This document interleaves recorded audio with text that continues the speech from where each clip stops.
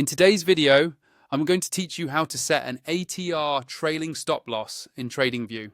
Whether you're a seasoned trader or just getting started, understanding how to manage your stop losses is critical. This method, the average true range trailing stop, is a versatile way to help protect your investments from excessive loss, while attempting to lock in more profit. So let's dive right into the steps to get you set up. First things first, let's head over to TradingView, an incredibly powerful charting tool beloved by traders worldwide for its ease of use and rich functionality. Once you've opened TradingView in your web browser, you'll want to click on the option labeled Super Charts.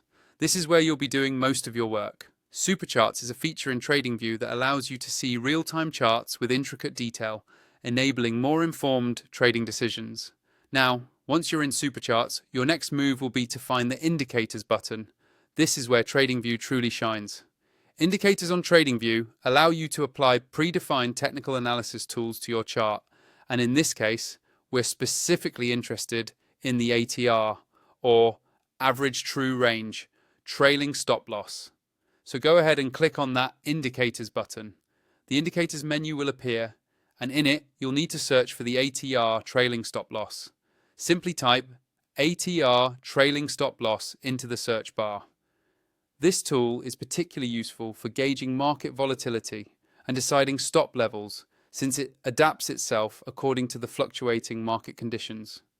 It helps you avoid setting a stop loss that's too tight or too loose, thus maintaining an optimal risk level. Once you find the ATR trailing stop loss indicator, select it.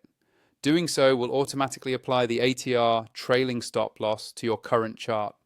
Now you're probably seeing some new lines appear along with your price chart.